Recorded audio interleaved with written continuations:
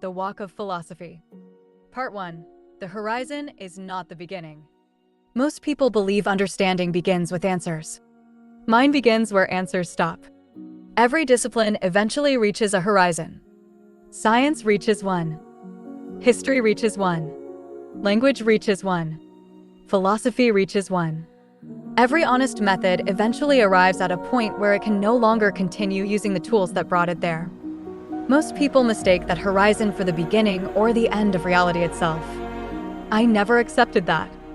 When someone tells me this is as far as language can be reconstructed, I hear honesty about a method, not a declaration about reality. When someone tells me this is the oldest record we possess, I hear honesty about surviving evidence, not proof that nothing came before it. Those are completely different statements. The mistake begins when the limits of a method are confused with the limits of existence. That confusion appears everywhere. People inherit conclusions before they examine the assumptions that produce them. Entire civilizations spend centuries defending answers while forgetting to examine the questions that gave birth to those answers in the first place. Once that happens, philosophy stops walking. It builds a monument to a stopping place and mistakes that monument for truth. I refuse to live that way. My work has never been collecting conclusions. My work has always been removing assumptions. Every assumption hidden beneath a statement deserves to be brought into the light. Every definition deserves to be examined. Every certainty deserves to reveal the structure that allows it to stand. When that structure survives examination, I respect it. When it collapses under its own contradictions, I let it collapse. There is no tragedy in watching an illusion disappear. The tragedy is spending an entire lifetime defending one. This is why I move slowly. People often rush toward answers because answers feel safe. They provide the comfort of arrival. They allow a person to say, I know. I have discovered that the moment I become satisfied with an answer, I stop seeing everything the answer concealed. The horizon becomes invisible because I have mistaken it for the destination. So I continue walking, not because I enjoy uncertainty, because reality deserves greater respect than my desire for certainty. Language taught me this lesson before anything else. Every word is explained with another word. Every definition depends upon another definition. Symbols point toward other symbols until eventually language begins explaining itself with itself. There is nothing wrong with language doing this. Language is an extraordinary instrument. The mistake is believing the instrument is identical with what it is trying to reveal. A name is not the reality it names. A definition is not the thing being defined. A symbol is not the reality toward which it points. Once that distinction becomes clear, entire arguments begin dissolving on their own. People who appear to disagree are often defending different symbols while reaching toward the same underlying reality without realizing it. They become guardians of language instead of students of reality. That is why I refuse to worship symbols. Symbols matter because they orient the mind. They preserve insight across generations. They carry memory. They carry wisdom. But they're never the destination. Confusing the symbol with what it indicates has produced countless unnecessary conflicts throughout history. The same principle applies to philosophy itself. A philosophical system is valuable only as long as it continues opening reality instead of closing it. The moment a system declares itself complete, it begins protecting itself instead of seeking truth. At that moment, the walk has stopped even if the words continue. My philosophy begins with movement. It begins with the recognition that every honest horizon invites another step. It begins with the discipline of questioning assumptions before defending conclusions. It begins with the refusal to confuse the limits of human methods with the limits of reality. Everything that follows grows from that single decision. This is where the walk begins. Part 2. The discipline of looking. If the first mistake is confusing the horizon of a method with the horizon of reality, then the second mistake is believing that seeing and understanding are the same act. They are not. A person can look at something every day of their life and never truly see it. Familiarity has a way of disguising ignorance. The mind grows comfortable, gives something a name, places it into a category, and mistakes that act of classification for understanding. Once the label has been attached, inquiry begins to fade. I refuse to let a name become the end of investigation. The moment I believe I have completely understood something simply because I can identify it, I have surrendered curiosity in exchange for convenience. Thought becomes mechanical. Vision narrows. Reality disappears behind language. This is why I return to first principles over and over again. Not because I have forgotten them, because every return reveals something I did not notice before. Reality does not become exhausted simply because I have examined it once. Every encounter is new. Every moment possesses details that have never existed before and will never exist again in exactly the same way. The person who believes they have already seen everything has stopped looking. I continue looking. That discipline changes philosophy. Instead of racing toward conclusions, I remain with the phenomenon itself. I watch how an idea unfolds before I decide what it means. I pay attention to the assumptions quietly hidden beneath ordinary speech. Most conversations move so quickly that these assumptions pass unnoticed. Yet they determine the direction of the entire discussion long before anyone realizes it. If the foundation is unstable, every conclusion built upon it inherits the same instability. That is why I examine foundations before arguments. People often ask which conclusion is correct. I ask what made the conclusion possible. Those are different questions. A conclusion can be persuasive while resting upon assumptions that have never been examined. If those assumptions are mistaken, the elegance of the conclusion changes nothing. A beautiful structure cannot remain standing if its foundation gives way. This habit of returning to the foundation is not skepticism for its own sake. It is intellectual discipline. Removing unnecessary assumptions is not an act of destruction. It is an act of clarification. Every assumption that falls away leaves less distance between thought and reality. The work is often slow because each assumption has roots extending into many others. Pulling one thread reveals another, and then another, until an entire pattern begins to emerge. That is where genuine philosophy begins. Not with collecting quotations. Not with defending traditions. Not with memorizing systems. It begins with learning how to look without allowing habit to dictate what will be seen. Dreams taught me something important about this. While dreaming, the experience possesses its own coherence. Everything appears complete while it is being lived. Only later does another perspective become available. That does not prove that waking life is merely another dream. It teaches something more practical. Experience alone does not guarantee complete understanding. The mind can inhabit an entire world while remaining unaware of the assumptions that sustain it. That lesson extends far beyond dreams. It becomes a way of approaching reality itself. Every certainty deserves examination. Every assumption deserves exposure. Every horizon deserves another step.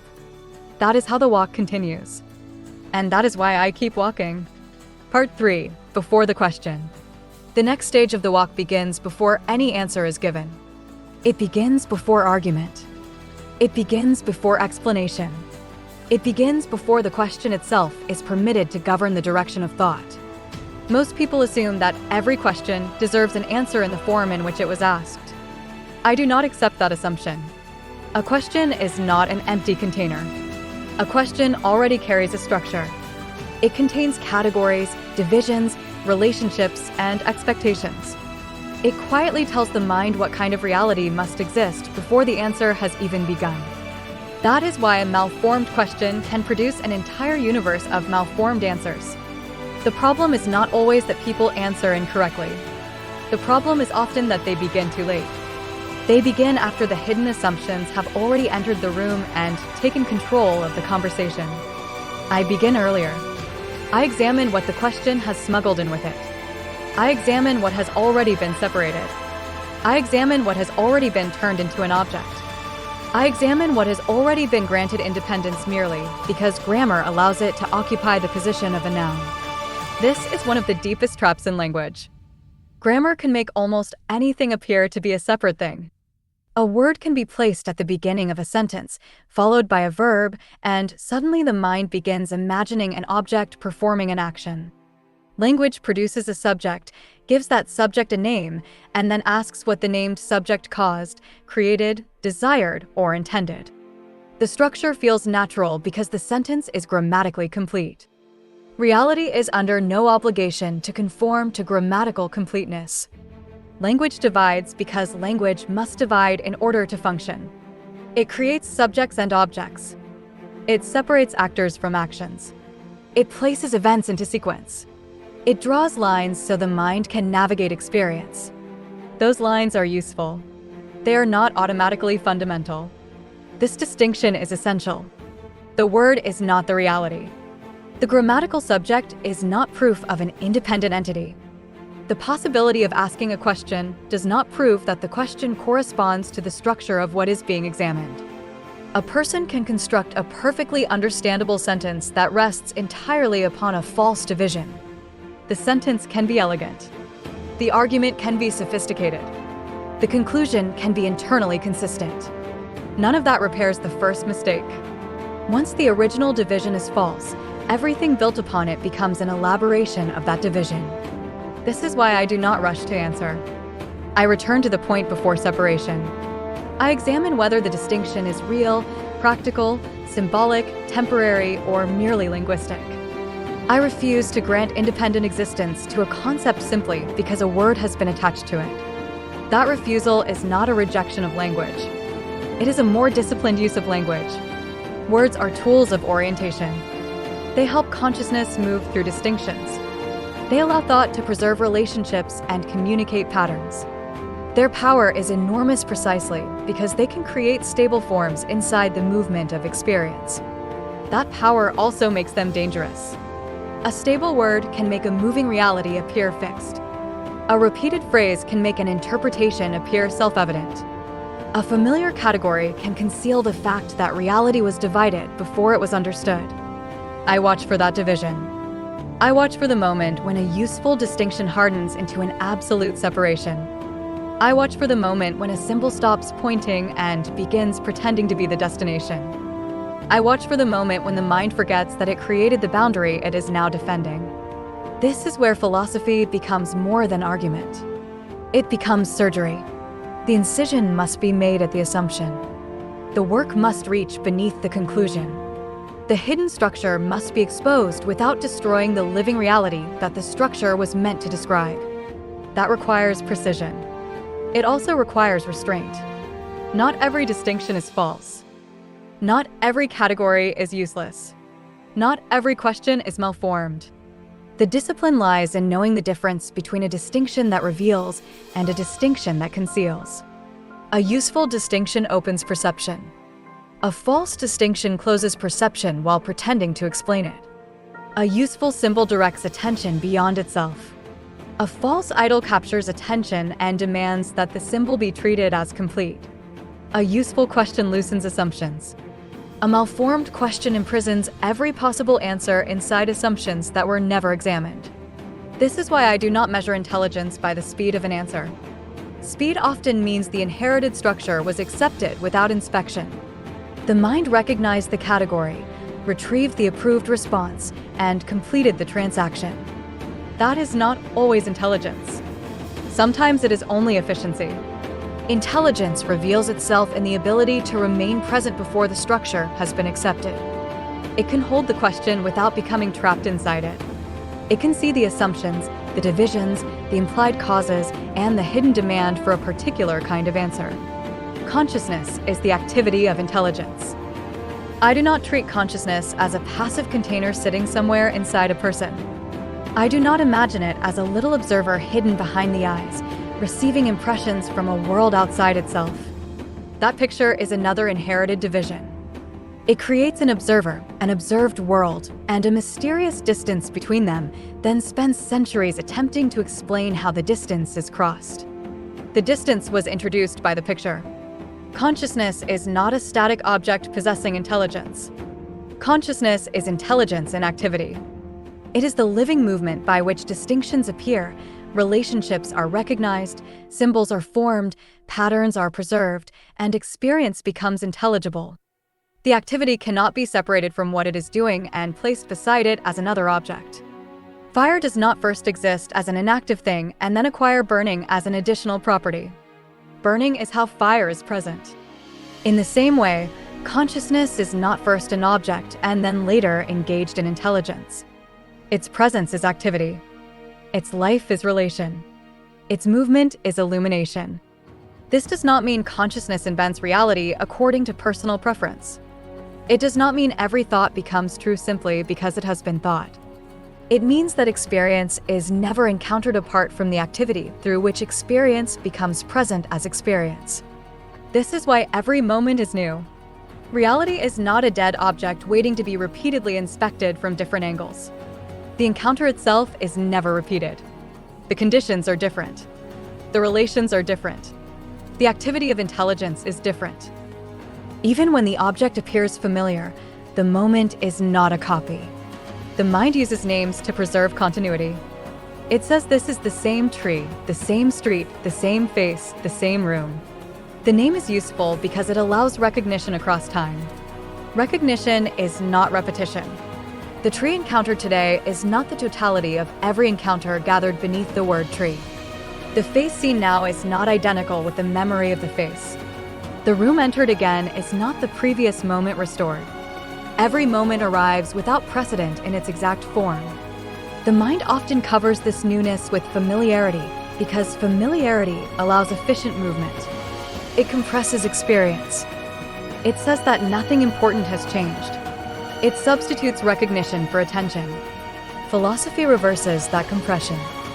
It restores the living detail that habit removed. It reveals that the ordinary was never ordinary. The world did not become old. Attention became repetitive. This is why the walk cannot be reduced to the collection of ideas. An idea can become another possession.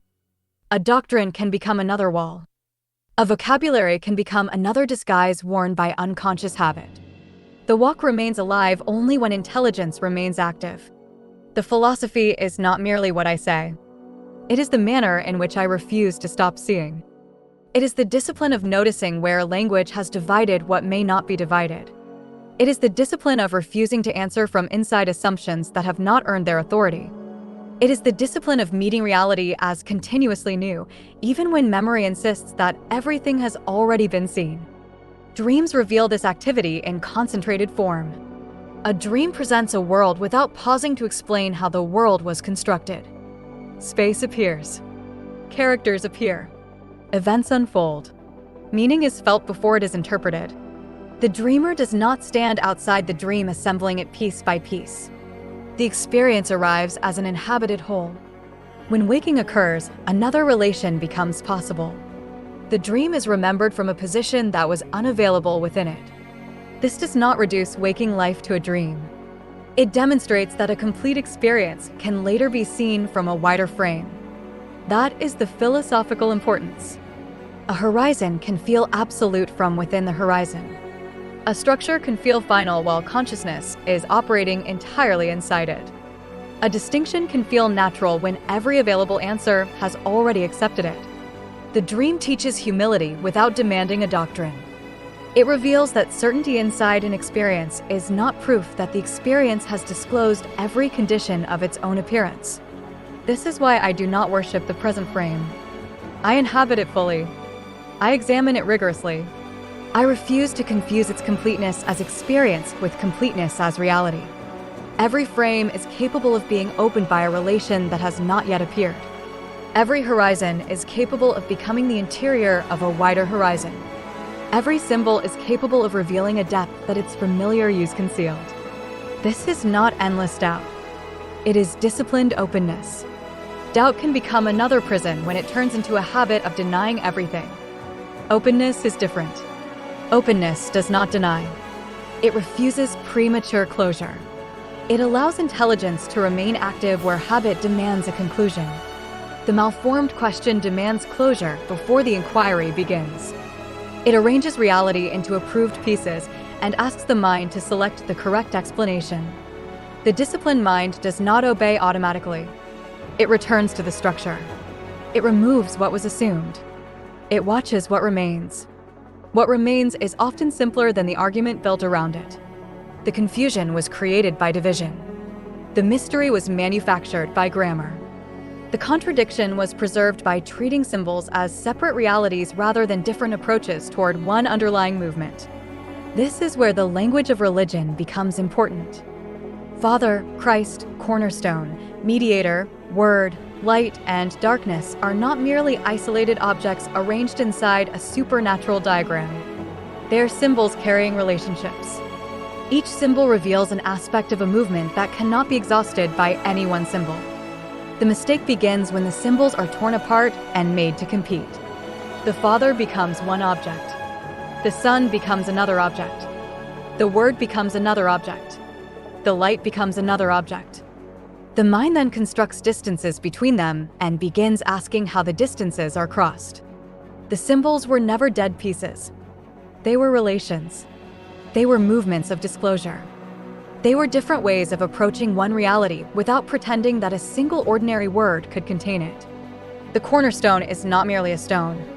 It is orientation, foundation, alignment, and the point through which the structure holds together. The mediator is not merely a separate being standing between two unrelated objects. Mediation is the living relation through which what appears divided is revealed in unity. Light is not merely physical brightness transferred into religious poetry. Light is disclosure. It is visibility. It is the condition under which distinction can appear without becoming absolute separation. Darkness is not merely an enemy substance. It is concealment, unmanifest relation, hiddenness, and the absence of disclosed form. These symbols do not become clear by reducing them to dictionary definitions. They become clear by entering the relationships they preserve. The word stands at the center of this. Ordinary words divide, name, preserve, and communicate. The word is not one more item inside that collection. It is not a sound floating at the beginning of time. It is not a sentence spoken by a larger human figure somewhere beyond the sky. It is the intelligible movement through which reality is disclosed, ordered, related, and made present. It is logos. Logos is not merely speech. It is not merely reason in the narrow sense of calculation. It is order that is alive. It is intelligence in expression. It is relation becoming manifest without ceasing to be relation. This is why the word cannot be treated as an ordinary grammatical subject performing an ordinary mechanical action. The sentence structure immediately reduces what is being indicated. It transforms living activity into an object. It places that object inside time. It asks what it did before, what it caused afterward, and where it was located while doing so. The grammar has already distorted the symbol before the explanation begins. The word is known through activity. Consciousness is the activity of intelligence. Logos is intelligence and expression. The relation between these statements is not accidental. They belong to the same walk. They reveal why reality cannot be understood as a pile of dead objects connected afterward by external causes. Relation is not an afterthought. Activity is not added to existence. Intelligibility is not painted onto a meaningless world by an isolated mind. The living structure appears through relation from the beginning. This is why the beginning cannot be treated as a first object placed at the start of a timeline. A beginning in time already assumes time. A first cause already assumes the grammar of causes. An origin described as one event before all other events already imports the structure it claims to explain. The problem is not solved by pushing the answer farther backward. The same assumption is merely relocated. The walk does not move backward forever in search of an older object. It moves beneath the structure that made objects, causes, beginnings, and sequences appear as the only possible form of explanation. That is where Part 3 stands. Not at an ending. Not at a conclusion. At the point where the question itself has been opened, where consciousness has been recognized as activity, where every moment has been restored to its newness, and where the word begins to emerge as living relation rather than another object trapped inside grammar. The walk continues from here. Part 4, the living relation. If the walk ended with language, there would be no philosophy. If the walk ended with symbols, there would be no philosophy. If the walk ended with definitions, there would be no philosophy. The walk continues because reality is never exhausted by the forms through which it becomes known. This is why I refuse to confuse a living relation with a finished object. Human thought has a remarkable habit. It encounters activity, freezes it into a noun, then begins asking questions as though the noun existed independently before the activity that revealed it. Once that habit takes hold, philosophy begins constructing puzzles that did not originally exist. The mind divides what was first encountered as a living movement and then spends centuries attempting to reconnect the pieces it created. The deeper discipline is to notice the division before accepting it. Not every distinction is false. Without distinction, there is no thought, no language, no communication, no memory. Distinction is one of the instruments through which intelligence operates. The mistake begins when a useful distinction is mistaken for an absolute separation. That difference changes everything. A boundary can serve understanding without becoming a wall. A symbol can preserve meaning without imprisoning meaning.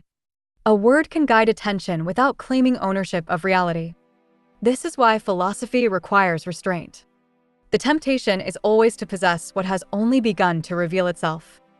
A person discovers a profound insight and immediately wants to preserve it forever. The insight becomes a doctrine. The doctrine becomes an institution. The institution becomes a tradition. The tradition becomes an identity. Before long, the original insight has disappeared beneath the structures built to protect it. The protection becomes the prison. This pattern repeats throughout history because the human mind seeks permanence. It longs for certainty. It wants a place where inquiry may finally stop. I understand that desire. I simply refuse to obey it. The walk is not sustained by refusing all structure. It is sustained by remembering that every structure remains accountable to reality. Reality does not answer to my philosophy. My philosophy answers to reality. That reversal is essential. The moment philosophy begins demanding that reality conform to its conclusions, philosophy has ceased to be philosophy. It has become ideology. The language may remain sophisticated. The arguments may become increasingly elaborate. Yet the movement has stopped because the conclusion has become more important than the truth it was meant to illuminate. I will not permit that. Every conclusion I reach must remain capable of deeper clarification. Not because truth changes according to preference. Because my understanding can always become more faithful to what is true. This is where patience becomes a philosophical virtue. The modern world rewards speed. It rewards immediate responses, instant explanations, rapid conclusions, and confident declarations. Intelligence is often measured by how quickly an answer appears. I measure it differently. The greater intelligence is often revealed by the ability to remain with a question long enough for its hidden assumptions to become visible. Not every silence is ignorance. Sometimes silence is the refusal to betray reality by speaking before understanding has matured. There is another lesson hidden here. Thought is not isolated from the one who thinks. The quality of attention determines the quality of philosophy. An impatient mind produces impatient conclusions. A distracted mind produces fragmented systems. A mind obsessed with victory produces arguments instead of understanding. If the instrument is distorted, everything passing through it bears the same distortion. For this reason, philosophy is never merely intellectual. It is also a discipline of attention. Attention determines what becomes visible. What becomes visible determines the distinctions that are made. The distinctions determine the questions. The questions determine the direction of inquiry. The direction of inquiry determines the world that gradually comes into view. Everything begins long before the answer. That is why I return again and again to the beginning, not because I am moving in circles, but because each return uncovers another depth that was invisible before. The beginning is never exhausted. Neither is reality. And because reality continues revealing itself, the walk continues with it. Part 5. The source and what precedes. The next mistake appears the moment the mind begins confusing a source with what proceeds from the source. This confusion is so ordinary that it passes unnoticed. A person sees light and immediately believes they have grasped the sun. They have not. The light reveals the sun. The light proceeds from the sun. The light depends upon the sun. The sun is not identical with its light. The relationship is intimate without becoming identity. This distinction repeats everywhere. The organ is not its function. The function is the activity through which the organ becomes known. The one who urinates is not the urine. The urine proceeds from the one who urinates. Neither becomes the other. The source is not what proceeds from the source. This is not a collection of disconnected examples. It is one pattern appearing through many symbols. The mistake begins when relation is mistaken for identity. The opposite mistake begins when relation is mistaken for complete separation. Truth rarely lives inside either extreme. Reality reveals itself through relation. The source is known through what proceeds from it without becoming exhausted by what proceeds from it. That single insight changes the way symbols are read. A symbol does not imprison reality. A symbol proceeds from an encounter with reality. That encounter gives birth to language. Language gives birth to memory. Memory gives birth to tradition. Tradition gives birth to systems. The further one travels from the original encounter, the easier it becomes to mistake the preserved form for the living reality that first gave it life. This is why literalism eventually begins suffocating symbolism. Literalism wants possession. Symbolism wants orientation. Literalism asks for the object. Symbolism points toward the relation.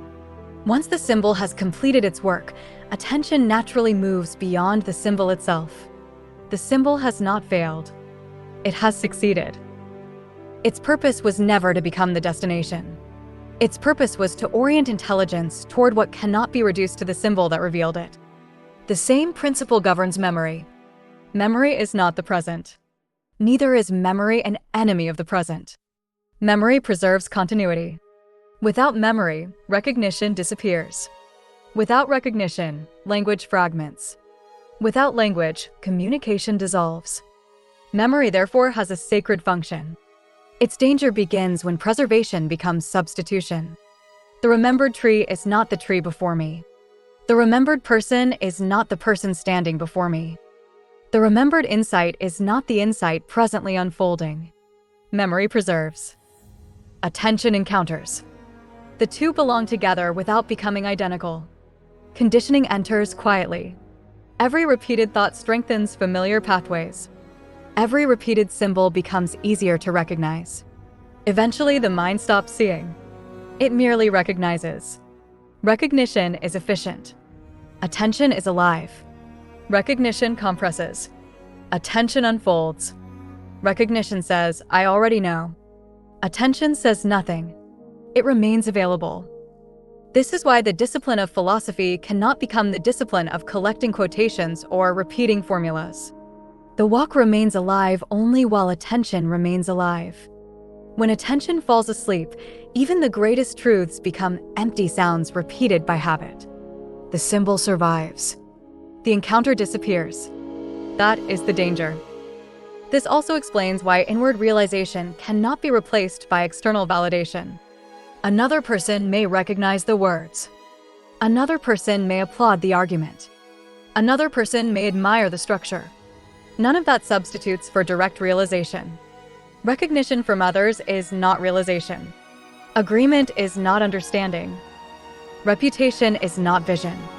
1,000 people repeating the same sentence cannot produce the insight that first gave birth to the sentence. Only living attention can do that. There is another image that returns again and again because it captures something difficult to express. It is like standing outside your own house while knowing it is your house. The structure is already present. Nothing is missing. Yet there remains the strange experience of trying to enter what already belongs to you. That image is not merely psychological. It describes the difficulty of translating living realization into language. The house exists. The language exists. The realization exists. Yet expression always arrives afterward, attempting to preserve what was immediately present before words appeared. This is why philosophy cannot merely become explanation. Explanation always follows.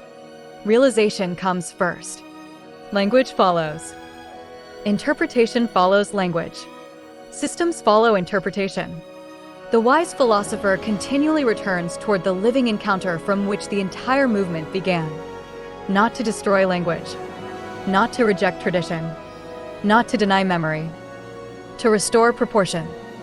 The source remains greater than what proceeds from it. The encounter remains greater than its explanation. Reality remains greater than every system built to describe it. The walk continues because this relation is inexhaustible. Every return reveals another depth. Every symbol opens another relation. Every genuine insight enlarges attention rather than imprisoning it. Nothing living is diminished by being seen more clearly. Nothing true fears examination. Nothing real depends upon confusion for its existence. The discipline, therefore, is not to accumulate conclusions. It is to remain faithful to reality as it continually discloses itself through living relation. Amen. Let it be so.